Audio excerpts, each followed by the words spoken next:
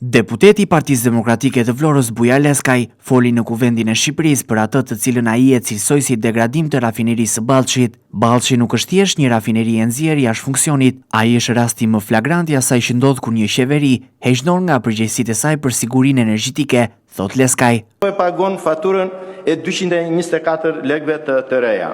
Vendimi i fundit po citoj në ligjërat të drejtë.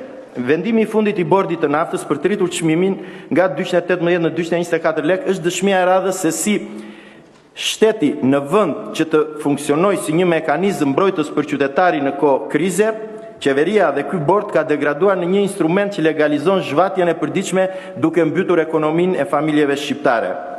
Por ky monopol ekstrem në hidrokarbure nuk lindi sot. Ai është pasojë direkt e asgjësimit të qëllimshëm të rafinerisë së Ballçit.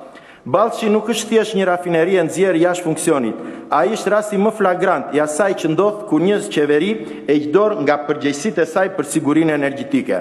Për të kuptuar abuzimin e sotëm, shkruan Klajdi, duhet të shtrojmë 3 pyetje thelbësore. Së pari, si u lejua të degradojë një aset kaq strategjik?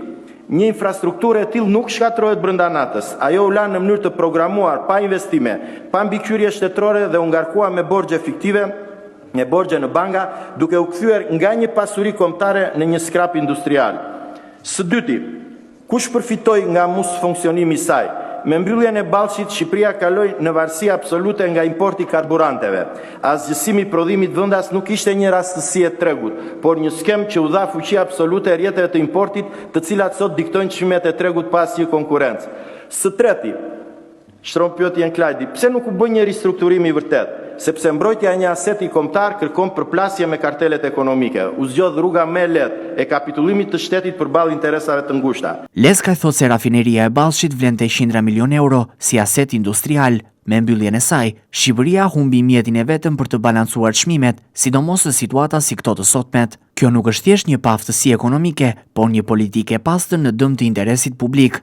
Për qarkun e Vlorës dhe të gjithë jugun, pasojat janë goditëse, nga kostot e larta për sektorin e turizmit dhe peshkimit, të kurja e punësimi dhe stagnacioni i zhvillimit industrial.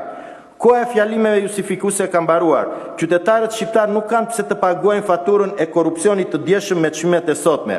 Asgjësimi i Ballçit dje dhe vendimet e errta të këtij bordi sot nuk janë thjesht dështime administrative.